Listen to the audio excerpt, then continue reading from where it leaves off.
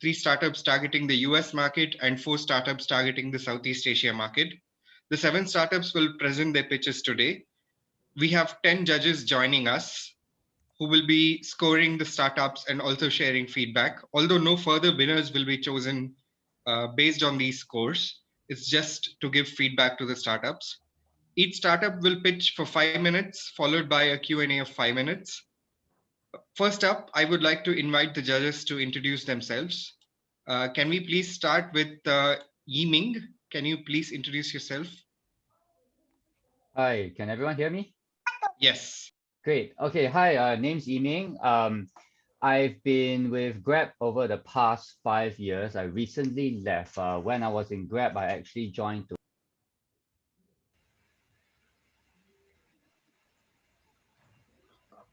We lost you there, Yiming.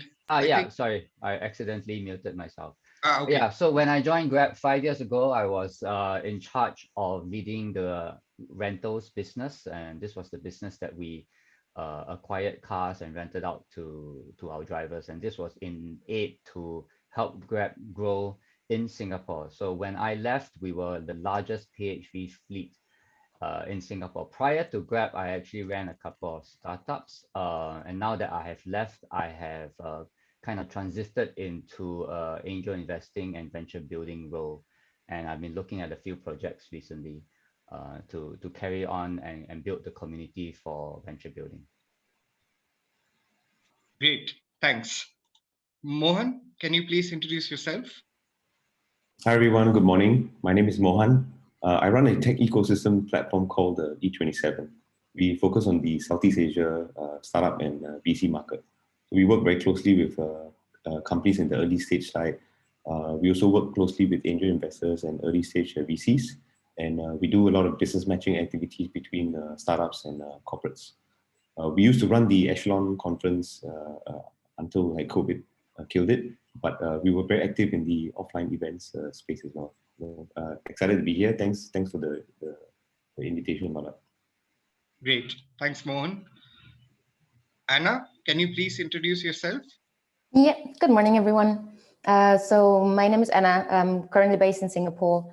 I've been kind of building startups for the last 11 years across Southeast Asia, mainly in the edtech space and in the e-commerce space. I'm currently mainly doing consulting and training for startups in the growth space. Great, thanks Anna. Rishi, can you please introduce yourself?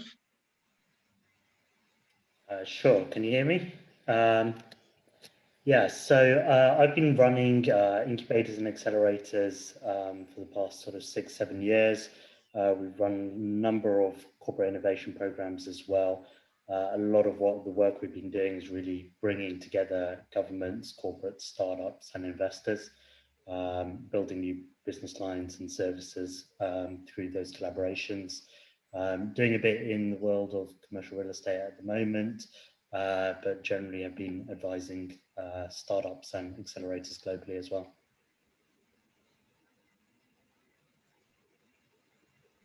Great, thanks. Aaron, can you please introduce yourself? Hi, good morning everyone.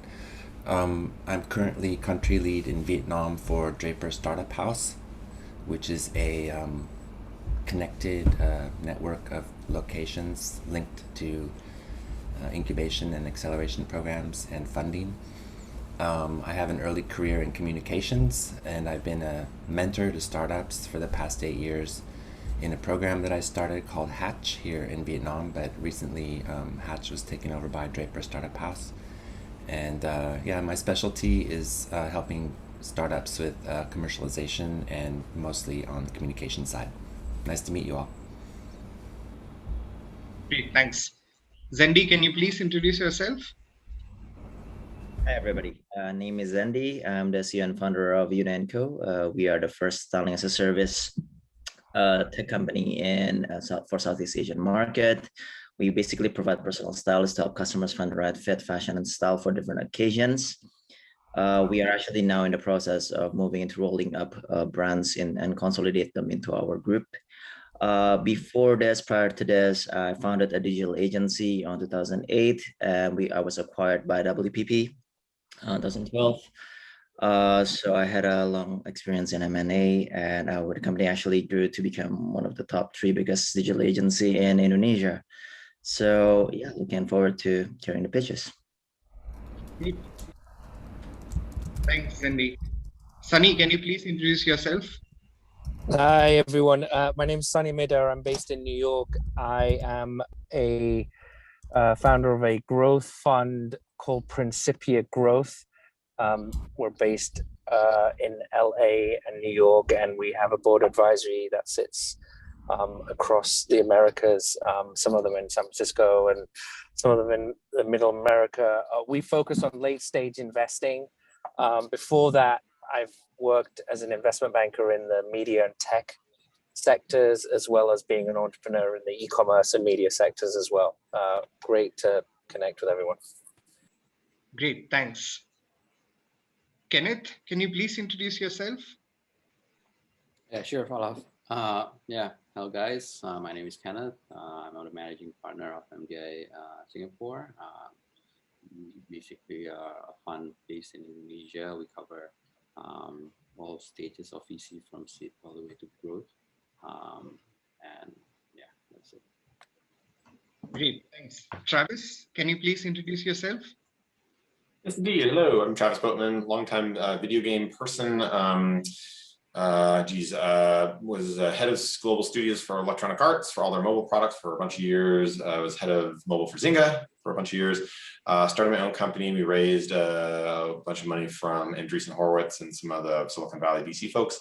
And I run a studio and we make games. So I'm kind of the long-time lifer in the games business, but love the space and gonna keep doing it. Great, thanks. James, can you please introduce yourself? Okay, hi, this is James, CEO of beSUCCESS Media Group, and then really appreciate for all impressive judges for joining. And then we are kind of a leading set of media publications in South Korea.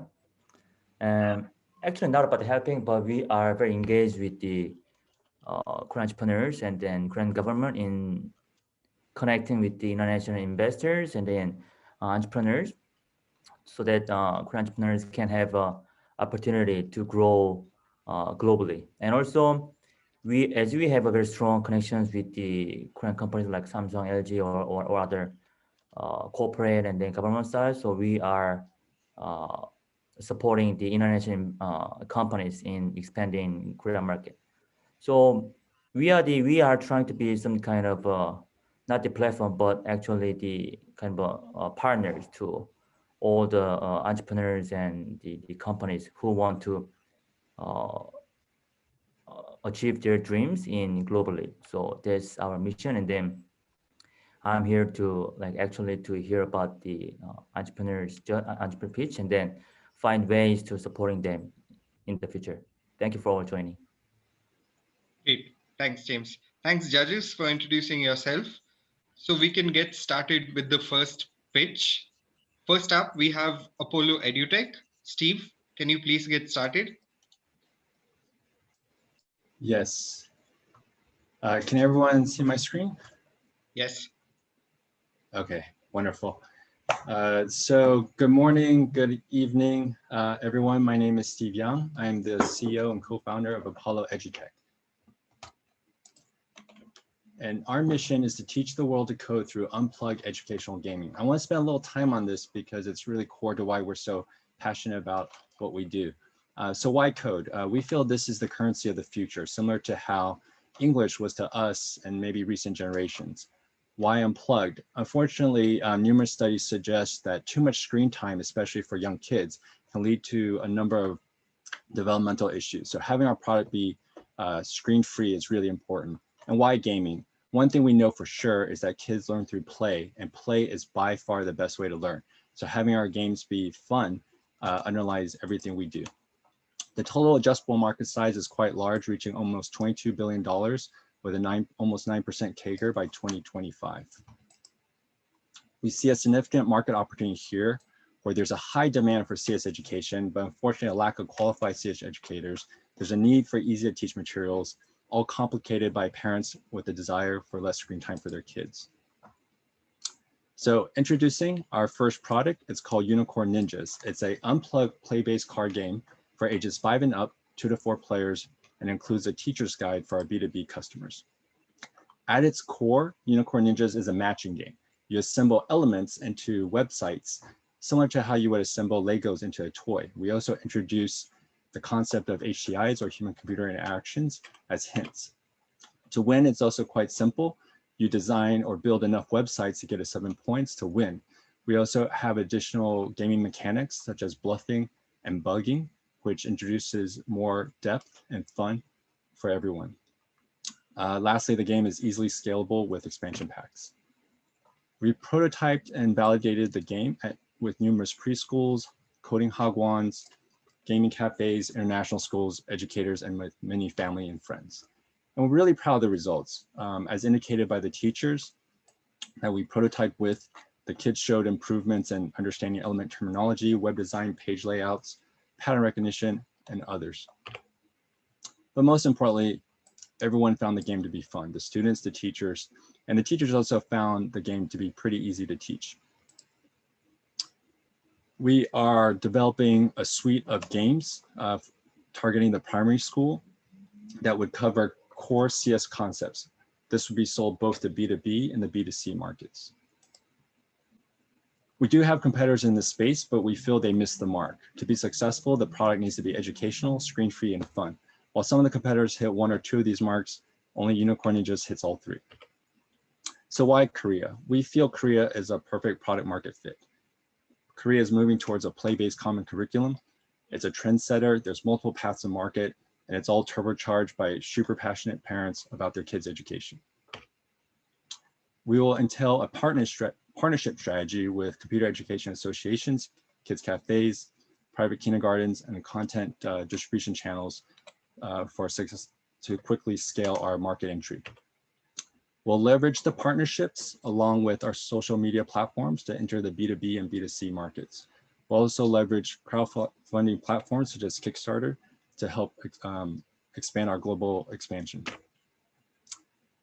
So some key achievements: our company was founded in 2020. We've placed at a number of demo days and pitching competitions. We were also selected by Coca as one of its content startup league members. We also had a successful Kickstarter campaign, which was successfully funded in less than a day. But most importantly, we have prototyped and tested our product, and it's now ready for commercialization. Some brief marketing campaign highlights. We created numerous videos to help pitch our Kickstarter campaign. We were also highlighted by Tableau of Epic High. For some that may not know, Epic High is a K-pop group. They were the first K-pop group to actually be invited to perform at Coachella. We were mentioned in one of his Twitter feeds. We also were fortunate to have original art contributed by Robert Kondo, who is a rock star, former Pixar art director who worked on notable films such as Toy Story 3, WALL-E, and many others. So this is the Apollo EduTech leadership team. Philip Choi and Benjamin Sadek are my 2 other co-founders. And together we hold complementary skills in software development, education, startup, and business operations in order to be successful. So I hope you can join me and become Unicorn Ninjas, and together we can help teach the world to code through unplugged educational gaming. Thank you. Great. Thanks, Steve. Perfect timing. Judges, thank you. Do you have any questions or feedback?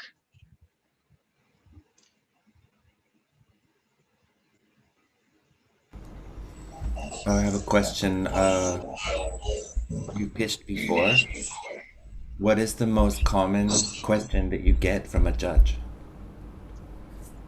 The most common question I get is probably, there are probably 2 questions. One is around IP protection. And so like most games, we're protected under common copyright laws globally. The other one is around scalability. And for our game, it's really, similar to other board games, you can add additional expansion packs. You can add additional elements to the game. And in terms of leverage, right? When our cost basis, as you have larger print runs actually scales quite nicely on a margin basis. So those are the typical questions we get. Thank you. I also have a question, because you mentioned that you validated with like institutions, individuals. How many people, or how many companies, how many educational institutions did you validate with? And also, obviously, you showed the positive feedback, but also what's the negative feedback? What are some of the challenges that came up? Sure. So the total number of people we probably tested is probably over 100, including about 50 kids. In terms of educational institutions, it's probably about 7 or 8 off the top of my head. In terms of the negative feedback, if you will, so I don't know if you call that slide. I know I went through them really quickly, but you could see the kids playing. That was an early prototype. So the artwork is very different than it is now.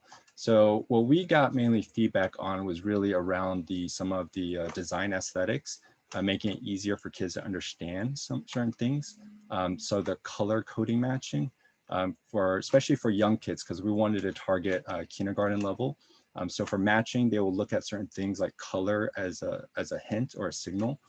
So we made certain iterations on that to make the game much easier for younger kids to grasp. For older people who can read well, it actually wasn't really an issue, but that was one of the main feedbacks.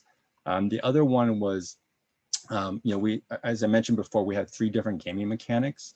So matching was really great for younger kids, but to make the game more exciting for older people, including people, full adults, we added bluffing and the buggy mechanic. So it introduced strategy elements along with bluffing. There's some counterfactual reasoning, executive education, executive decision-making benefits from bluffing actually that was helpful. So it was a really iterative process. So I can't quite recall exactly one specific thing, but those were some of the feedbacks.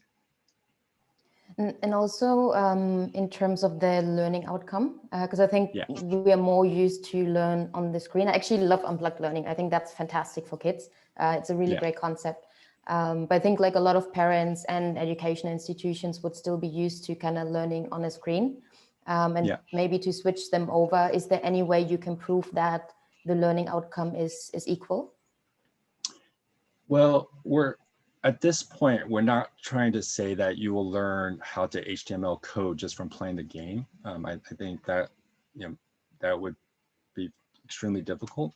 But our goals were, one, to spark an interest in computer science, especially at the younger age.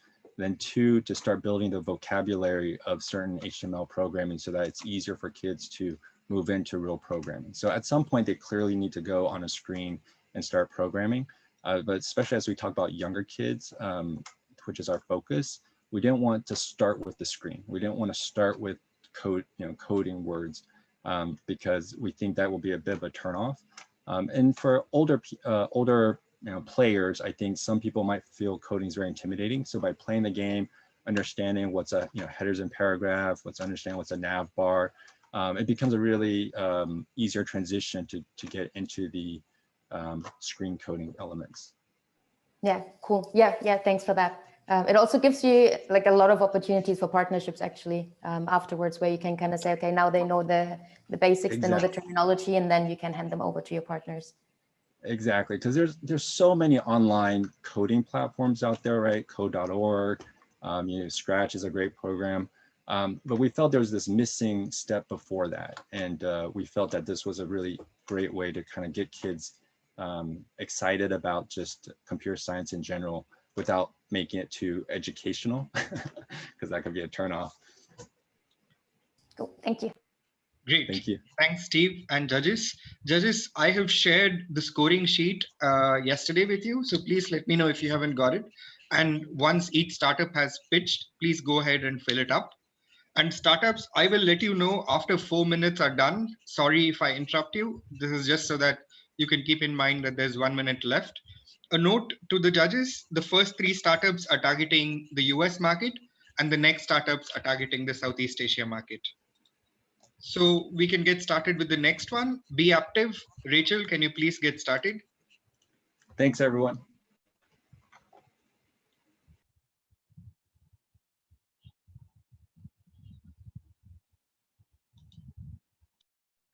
Hello, can you see my screen?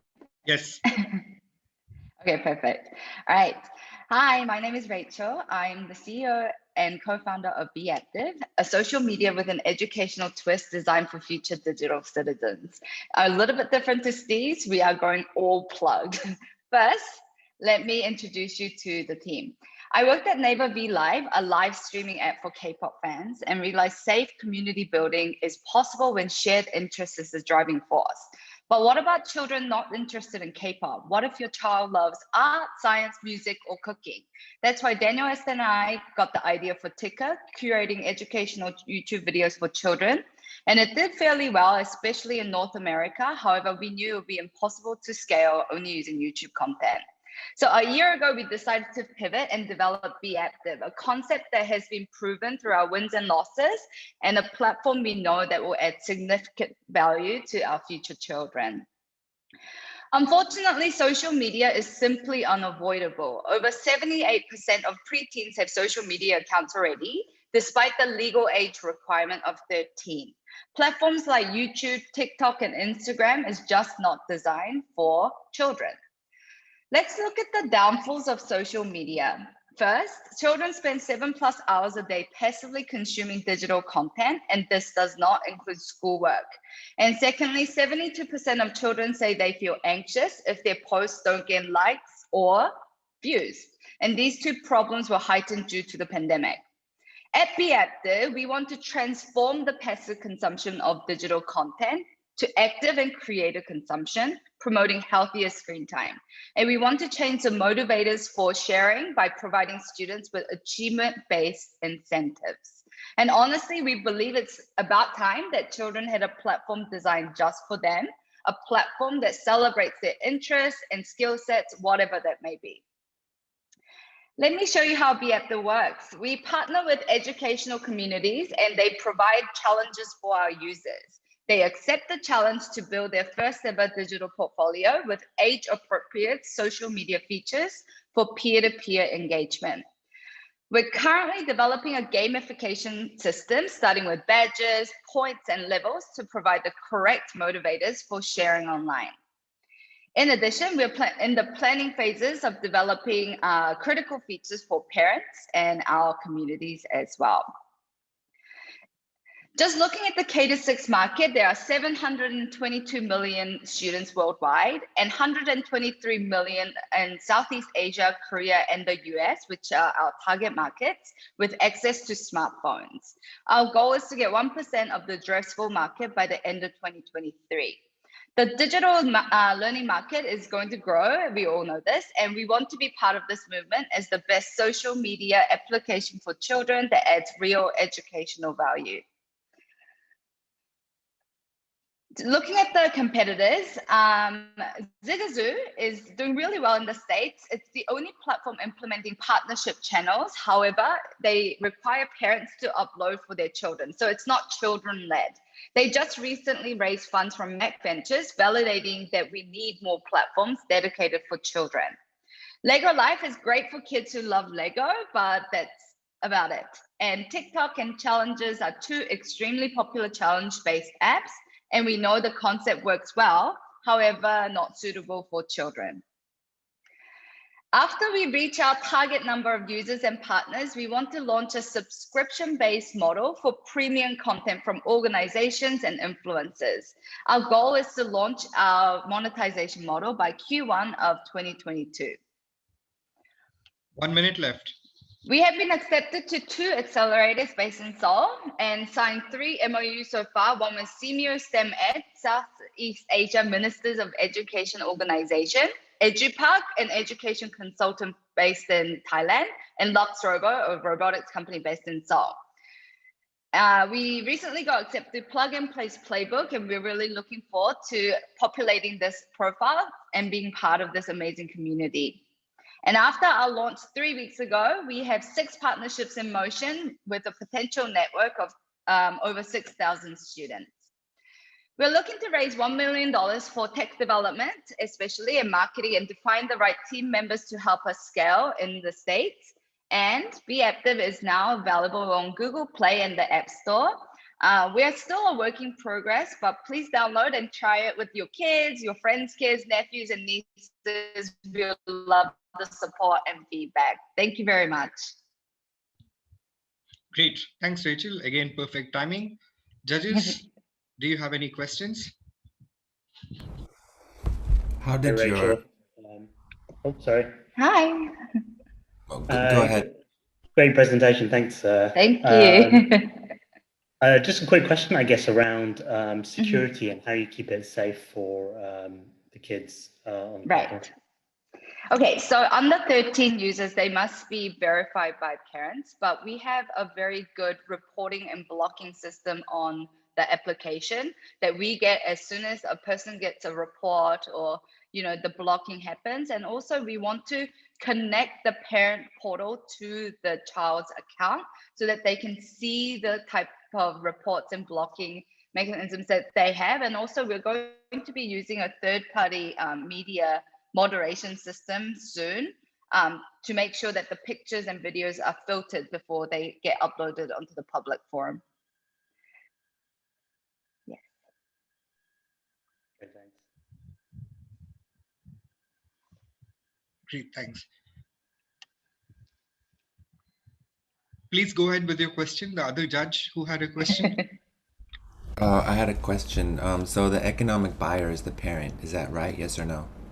Yes, that's right. And what evidence do you have that you can leverage pester power, meaning kids convince parents to pay? Do you have any research on that? I actually don't think that kids will have to convince parents to pay, because we are actually marketing directly to parents, not the kids. We want to provide parents with a portal that shows meaningful insight of their children's activities, and for them to kind of find the right communities that we partner with to be able to show that to their children for the premium content and the features. Last time I checked, or when I was a kid, I pretty much didn't like anything my parents asked me to do. Agree. Convince kids to do something their parents are pushing them. But we are not trying to be entertainment. I think that's where I want to make it a little bit clear. We are still education, meaning we don't want to partner with any entertaining or entertainment companies that will, because they can go on TikTok or Facebook or YouTube. So like, we don't want to be that. We want to make sure that we're driven by communities, like academies, schools, and like the teachers are given the content. So I really don't think that this is a fun app that they can use just for entertainment purposes. And I don't think that's going to be an issue in the short term anyway. Tell me about the research that you did in order for you to come up with this business model. So last time we did my first startup, Ticker, we actually did huge research around Southeast Asia and Korean parents. And unfortunately, Asian kids aren't as advanced when it comes to smartphones and things like that when they're young.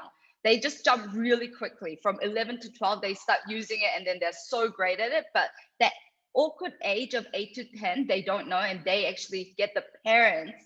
The parents drive the usage of the smartphone. The parents decide on what apps to use, and it's just YouTube, and they pay for YouTube Premium. It's something that they all pay because they don't want to see ads anymore.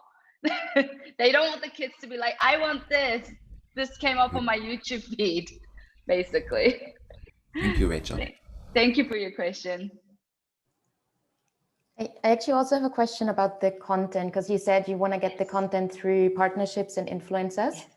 I've actually built a similar app in the past, just with like a different kind of set of content, and that has proven to be quite challenging to get through partnerships and influencers. What's been your experience so far? And like, how do you think you can scale that in the future? Also financially, it can get quite expensive quite fast. Right. So right now, our strategy was to target our network of partners through our MOU with the Southeast Asia Ministers of Education organization, and based in Thailand.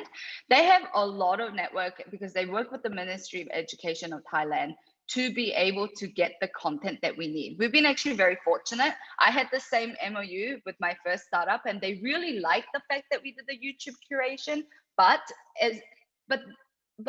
in Thailand, they don't want to upload YouTube videos. It was just too much of a burden for them.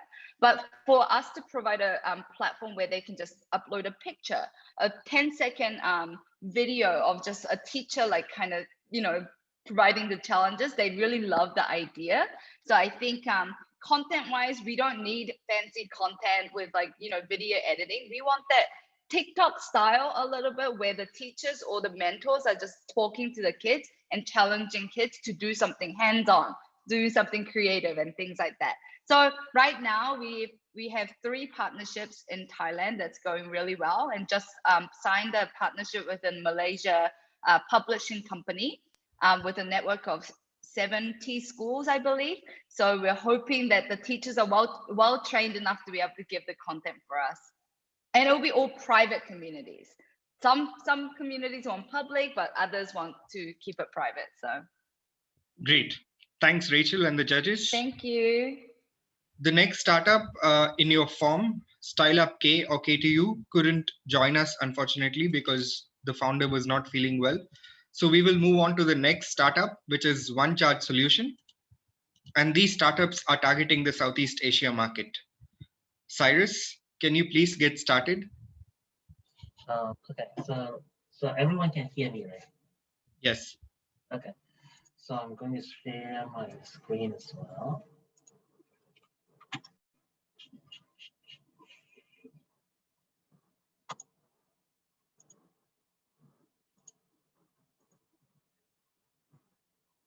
Wait a second. Let me pin the timer also. Okay, so can everyone see my screen now? Yes.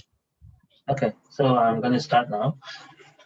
So good morning, everyone. I'm Cyrus, CEO and co-founder of One Charge. So I'm going to bring a revolutionary way of EV charging to everyone, especially specializing in Asian market. So we're trying to transform all the parking spaces into EV charging station. As long as you can see, there is more and more electric cars on the road. It's getting popular and it's more realistic for now to change as more range, more exciting to drive, more exciting models available to the market.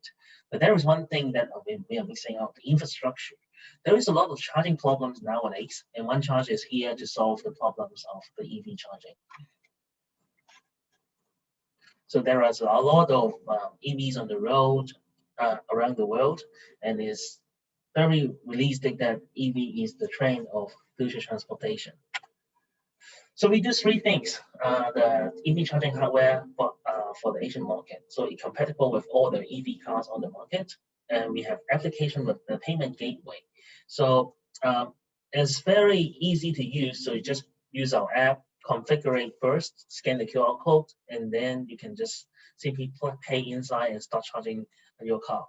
And in the end, we have an open management analytics solution to manage all the charging stations and the customer profiles. We combine everything and convert the parking space into EV charging station. So we have the hardware, which is for all the cars with slow and fast right charging in the right place. And then we are now cooperating with our big clients like JL Group, Lotte Group, Cyberport, and some of the distributors in Hong Kong. We are distributing 600 chargers in Hong Kong, and we are trying to bring this momentum into Southeast Asia with our experiences. So besides the Hong Kong development, Korean development, we are trying to go to Thailand, Singapore, and Malaysia, bringing the charging experiences to the customers there, especially for the fleets like the Grab, the delivery fleets. They have a lot of zero emission plans, change the cars into electric. Also, there is more and more electric models available there. As long as there's lower than other countries like Hong Kong and Korea or China, so it's a very good chance to bring our experiences there, as we are already operating in those more mature places that we already own the market. So there's a lot of recognition of our products. So We have the Gold Awards in the electronic industries. We have Hong Kong ICT Awards of our systems. So which is a very big recognition of our products. So the good thing and the biggest advantages of products is actually we have the computer vision and AI enabled, bringing the most easy to use experiences to everyone. So we just simply park your car, our camera, our chargers can simply see your identity and just plug the cables and the charging status with the charging sections will start. So you can see there is a hole here, which is a camera. So this is our innovation to bring the charging experiences different. And also we have multi-language displays and also very interactive user interface to help customer to use the charging app easily. So there's a lot of customers has a feedback like, oh, I don't know how to use it because the user interface, the user experience, and the operation method is totally different from other competitors. And most of them, they don't consider about the user experience. There's a very long learning process, but we're trying to avoid this. So that's why you just register and then you just park your car and then we can see you and then you can just start. For the management solution, there's a lot that we can help the shopping malls. So manage their income, usage rate. Also, there is a lot of information from the customer when he comes, what car he's driving, his shopping habit, because we have shopping mall modules, helping them to redeem the free parking or free charging. So there's a lot of features that we help out with everyone in this EV charging sectors.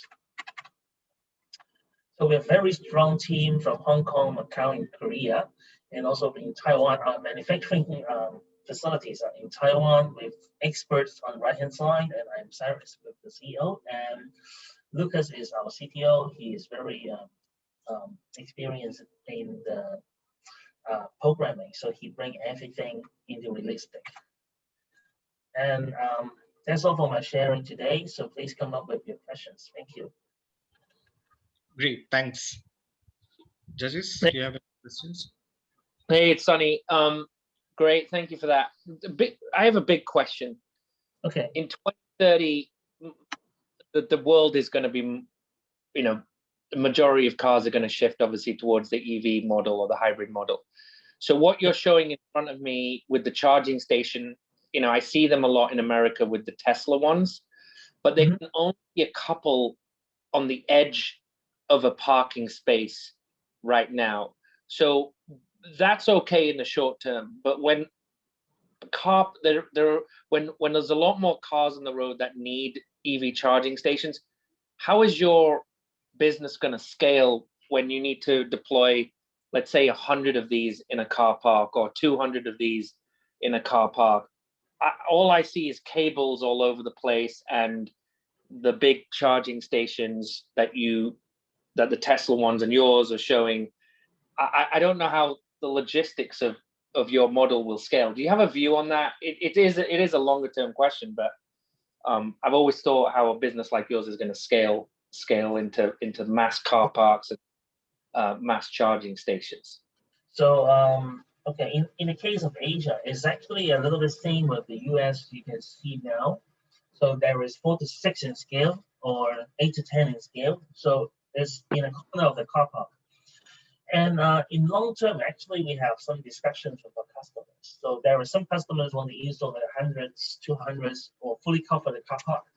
So what we're doing with our clients is actually have a site visit and then do a construction plan with them. So for sure, there is rewiring. So as you said in the question, there is a lot of wire. It looks quite messy. But during the time of the retrofitting, if we have very good planning with the customers, how do we go with the ducts? How do we go with the equipment room?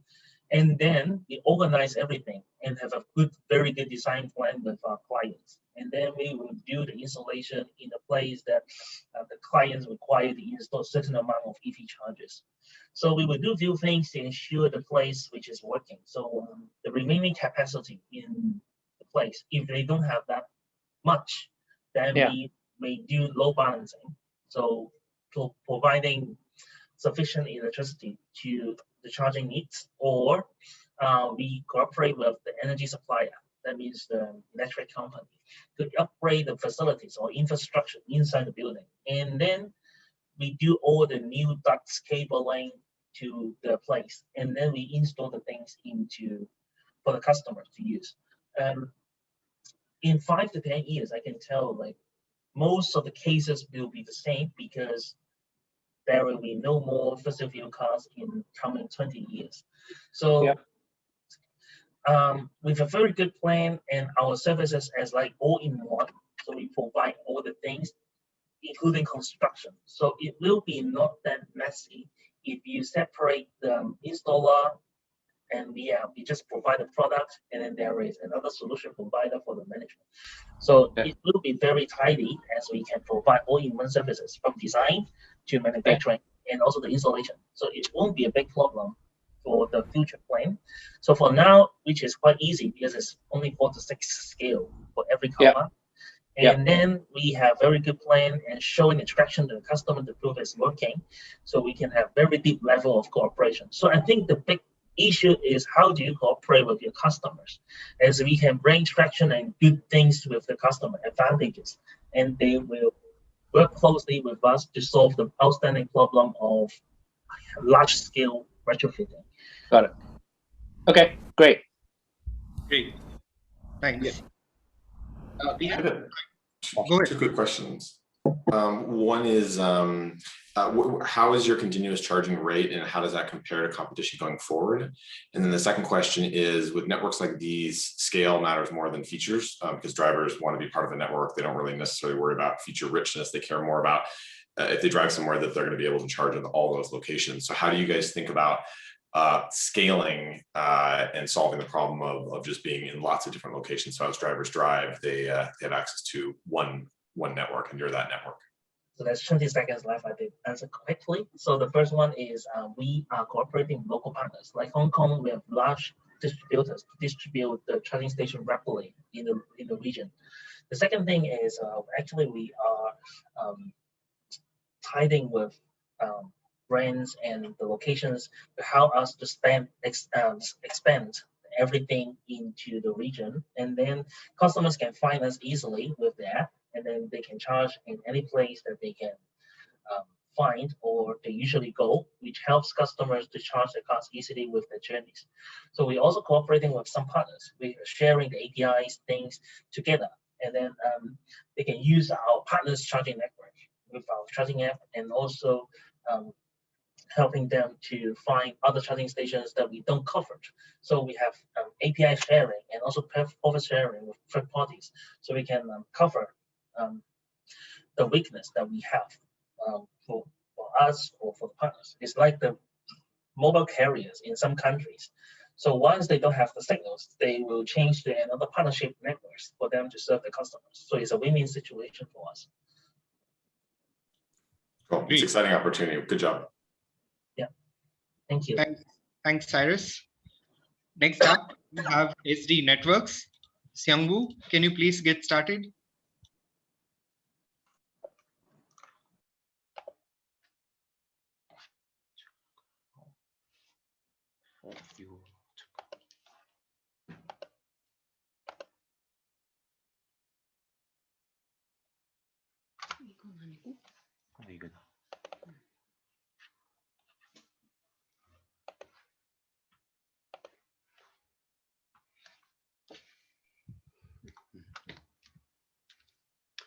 Hello, my name is Sungwoo Ho. I'm CEO of Sang Blanche. Before starting business, I used to work at a cosmetic trading company, and I was team leader of global sales part.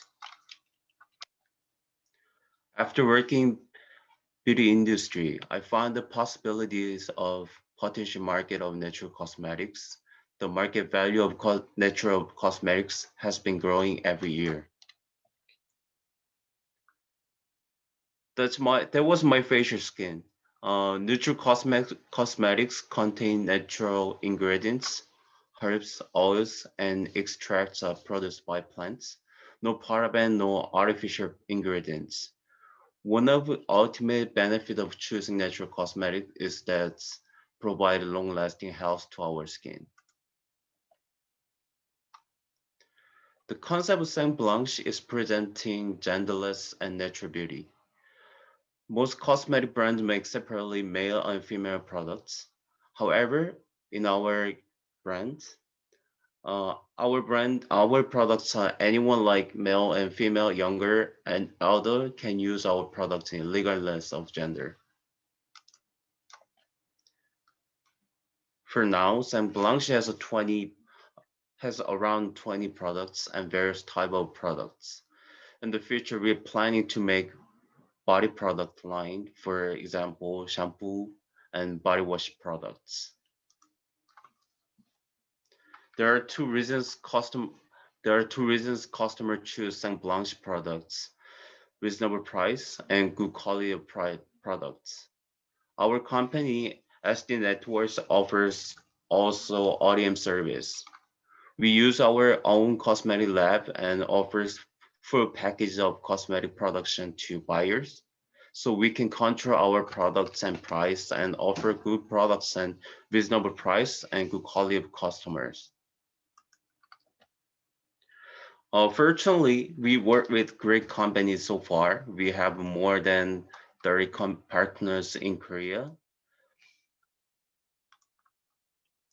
and export our products to over 10 countries.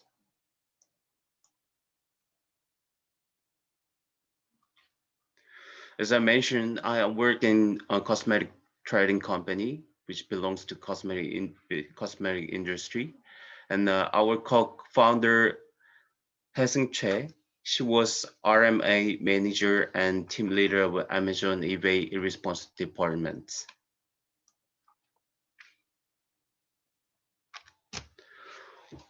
Unfortunately, we faced COVID-19. That is the reason why we couldn't make high profits, because our department and duty-free were closed and our partners stopped trading for a long time. However, our sales revenue has been growing every year. As soon as we overcome COVID-19, our company will show fast growing in sales revenue. B2B was our main focus. Sells our products about 10 to 20% of selling price. In the future, sales will increase by at least 10 times of current level. Thank you. Great. Thanks, Engu. You finished 1.5 minutes before time. Judges, do you have any questions? I actually have a question about your pricing strategy. What was the reason? Like, why did you decide to compete on price? Because you could also position it as, more of a kind of luxurious product and charge more. Like, what was the reasoning behind that? Was that market feedback, or how did you come up with that pricing strategy, with that price point? Actually, we offer ODM service as well. So we try to improve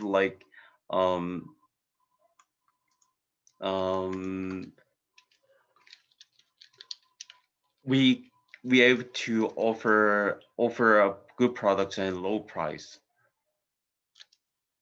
Yeah, no, I get that. It's just because sometimes, a low price makes people think the quality isn't as good. So even if you have the best product, but you sell it really cheaply, the perception from a consumer side may be that it's not as good. That's why I was asking how you ended up with that price point.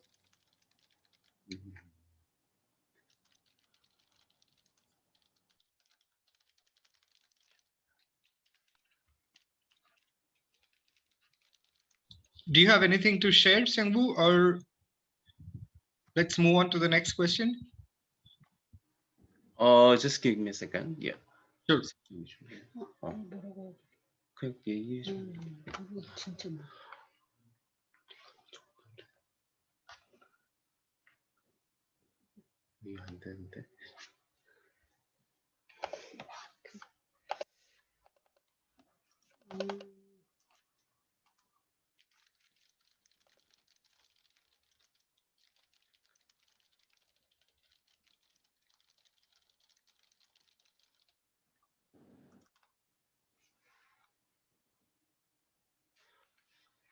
Oh, I just wanted to make more people to use our products.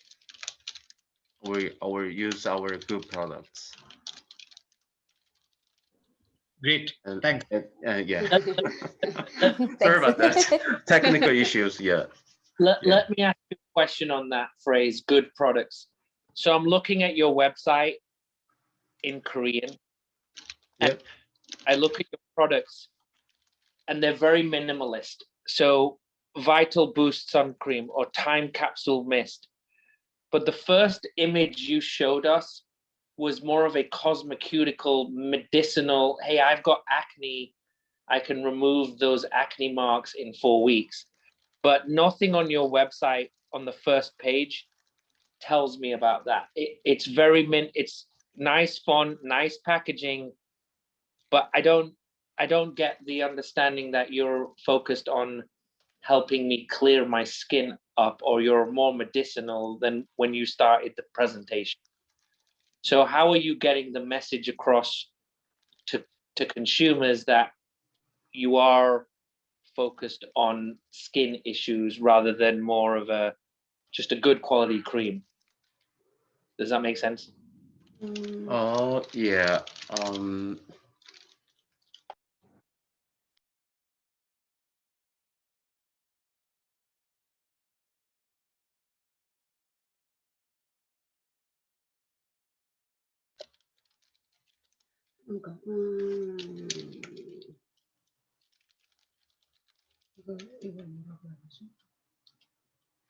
It's kind of Korean Food and Drug Administration control, like all commercial images and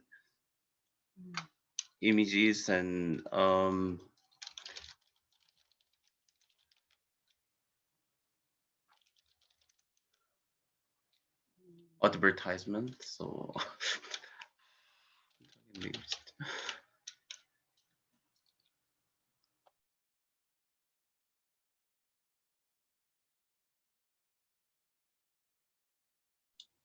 I think by the law, we can't exaggerate the advertisement. No, so but if I look at a company called Peach and Lily, I don't know if you know that one in Korean. Peach and Lily on their packaging tells us many different things. It's got 5, 6, 7 different bullet points. You know, clears the skin, helps soothe the skin. You know, so they are able to put a lot of detail. You decided not to do that. So that's the question, really. Why minimalist versus more information?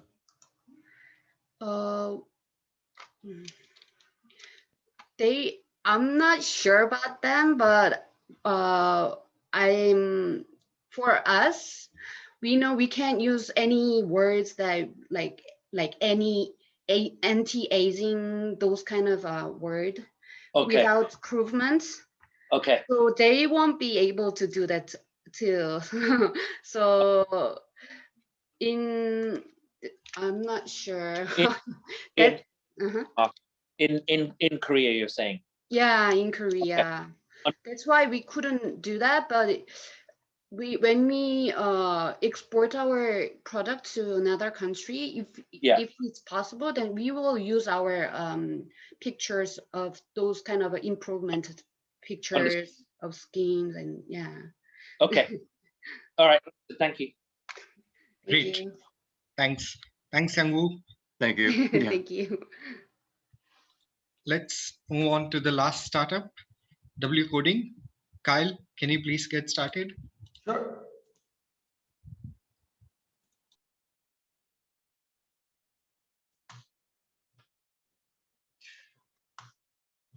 Can you guys see my screen? Yes. All right, let me start. So hi guys, my name is Kyle. I'm the CEO of the leading global coding bootcamp in Korea called W Coding. So W Coding's difference from other bootcamps in Korea are that we are the only and the leading truly international global bootcamp that exists in Korea. And we want to be the hub of that in Southeast Asia and around the world. Not only do we stop at training students, but we also have a programming dev shop in-house as well, where students can use to build up their portfolio and get one step closer to their goal, which is to land a job in IT. and we're very, very involved in the Korean ecosystem as well. So me and Alex started W Coding about 4 years ago. Alex has about 20 years of experience in companies like AT&T and Verizon in America. And I have about 5 years of experience in startups. So I know the whole startup ecosystem and I'm able to operate it properly. And now we have about 12 employees in our group. We have about 6 developers, 1 in-house designer, 1 branding person, and 1 marketing person, and 2 operation managers, allowing us to be a truly true agency of innovation. However, today, so we have about 4 pillars of our business. 1 is W Coding Campus, which is for training.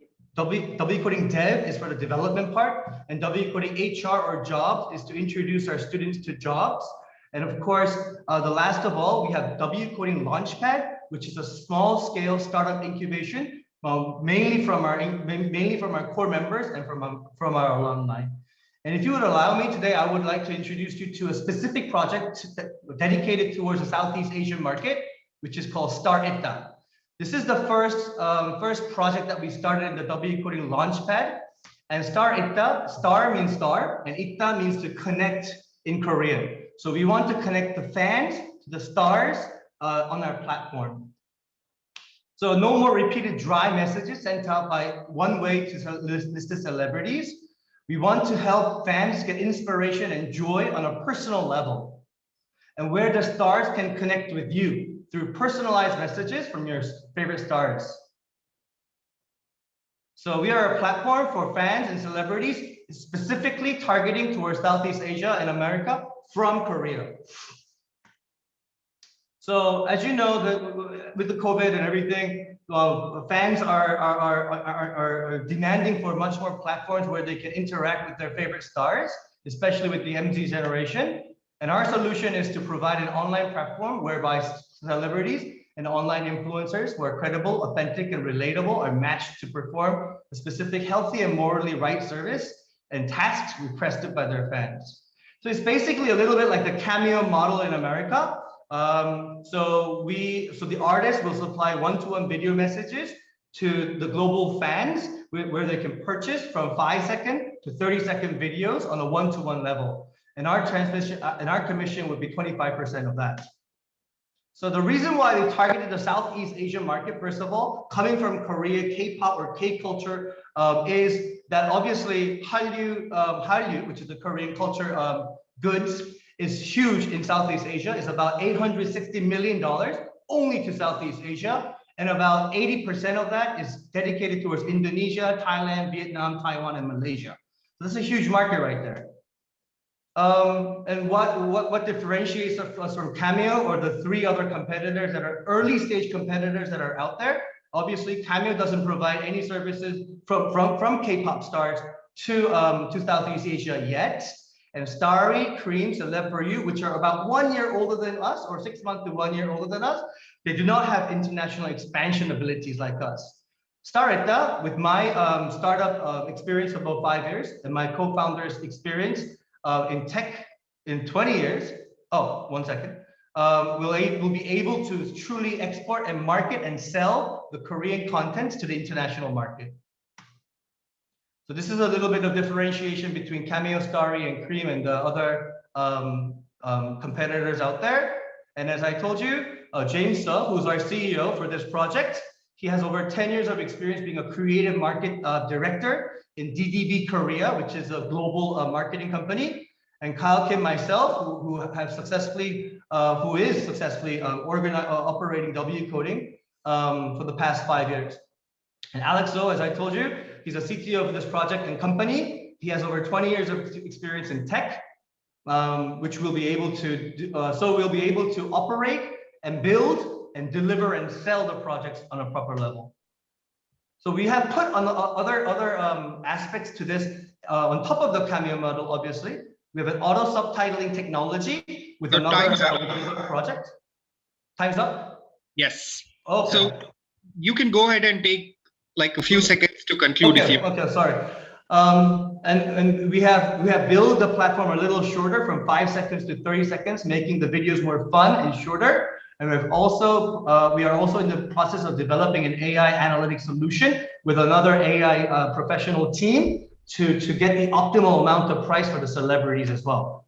So the market that we're talking about is about 7.5 million US dollars to be conservative. And this is coming from Cameo's $100 million revenue after 4 years of operation, and compare that with the entire American content market compared to the Korean market, which is about 7.5% of that. So that's about $7.5 million conservatively, but that's only in the Korean market, excluding the Southeast Asian market, actually.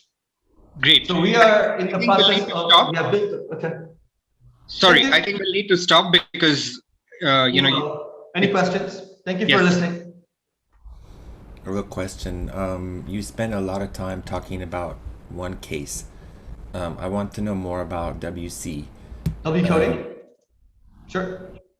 So W coding, we were founded in 2017, and we have we have 2 main courses. We are dedicated towards cross-border and cross-career. So basically helping people who want to switch their careers into IT, get into their IT jobs in Korea and outside of Korea after 4 months of education in Korea with us.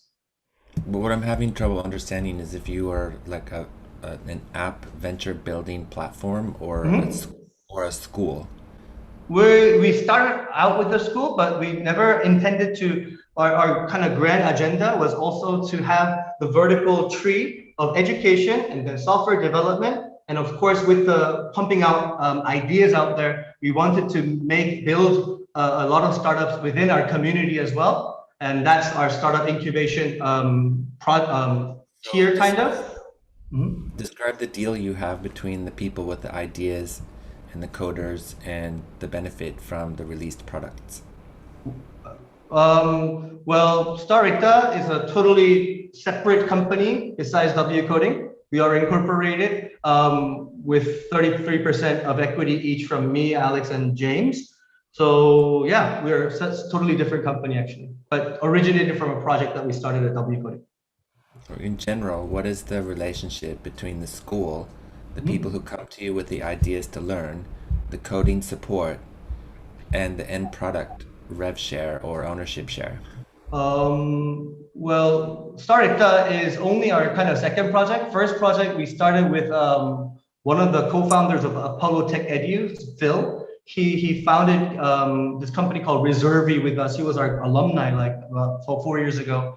And we invested we didn't invest, but like we had about 4% equity in that because he needed some tech support. Sorry to interrupt you, but no. Hold the story. What's the business model?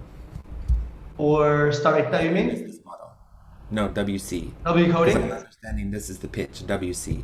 Yes. So the business model is tuition and software development, and also startup investment on a small level. Okay, thank you. Yes, thank you. Why do a Cameo clone?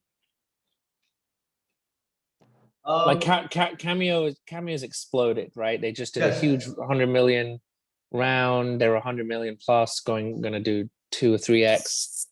I was looking at it. Why do are you trying to clone businesses that you see explode in the West and trying for the Korean market, or is there something I'm missing? Well, cloning is not our ultimate ambition, obviously. However, we saw a very big opportunity, and Korea is a very unique kind of and a little bit conservative and very different from the Western kind of business mentality as well. It's not the easiest market to infiltrate into. Cameo did already say that they were going to go to the UK, and starting from there, they will try to infiltrate Asian market as well. And before that, we want to have a good firm grips of the Korean market. And of course, the Korean culture market is obviously one of the biggest culture powerhouses in the world, actually. And we saw a very big opportunity in that. Got it. So I guess the question is, Cameo has all these media execs behind it. I think the founder is a media. You have a technical expertise. Your team is great. The WC. Where are you? Where is your advantage? Is it tech, or is that your tech in the deals that not just the star deal, but the other ones you want to launch. Yes. Is it tech first? That's how you're going to compete? Yes, tech does come first, but also my expertise and experience in building companies as well in Korea helps with our operation and tech. And also, obviously, you need a good delivery person to sell the product. And that's where James comes in this project, having experience in projects like Hotels.com, IKEA, McDonald's, and whatnot in the Southeast Asian and Asian market as well. And also, our last key is to get talent from obviously the Korean culture. And we are in the process of forming a strategic alliance and an investment opportunity with one of the biggest Korean entertainment agencies in Korea as well. Okay, great. So that they can take care of getting the kind of the core members in core celebrities within the app. Yeah, great. Great, thanks. Thanks, Kyle. Thank you. We're done with the 6 startup presentations. Thank you, judges and the startups for joining us. Judges, if you have any thoughts or feedback that you would like to share about a particular startup or the group of startups, please go ahead.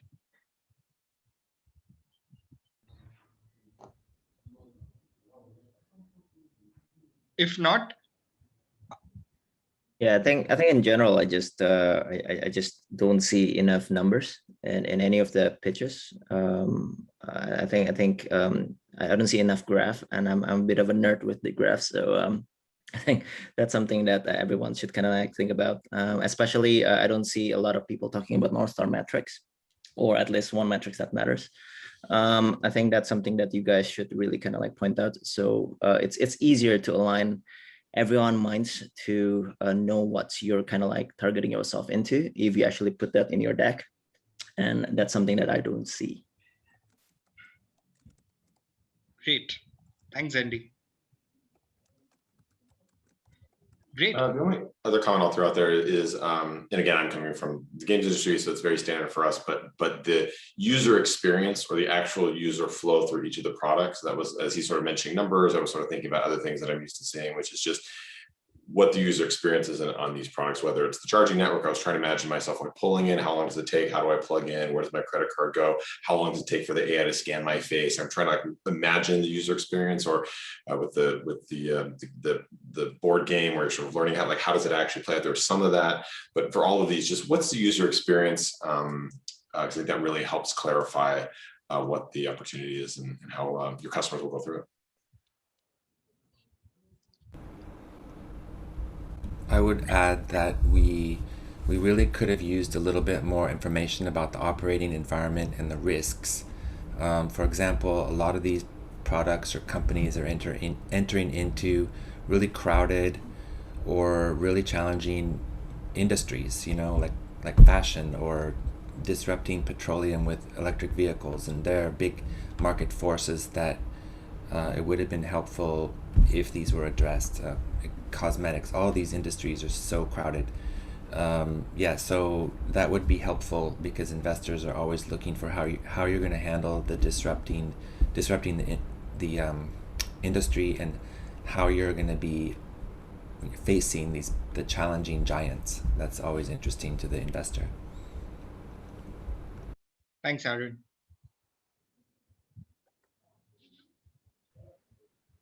I'll just add something really quick.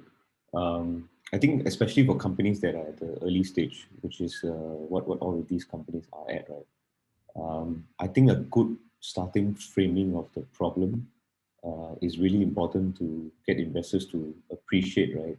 How big of a issue it is that exists globally, and how big of an opportunity it is for these companies to be tackling. And I think that wasn't very clear with all the pitches, right? In terms of like the problem, the opportunity, why is it that these guys were even focusing on these issues, and the rest of the pitch, right? I felt couldn't really substantiate, because it wasn't very clear what the problem or the opportunity was. Thanks. Thanks, Mohan.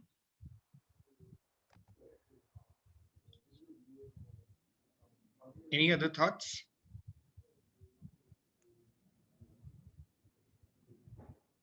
Okay, Judges, if you don't mind, I will share your email IDs with the entrepreneurs so that they can get in touch with you. Thank you for joining us across time zones. Thank you, Vallabh. Thank you. Thank you, Thank you, Vallabh. everyone. Thanks for having us. Thank you so much. All the best, everyone. Good to see you guys. You. Bye-bye. Bye.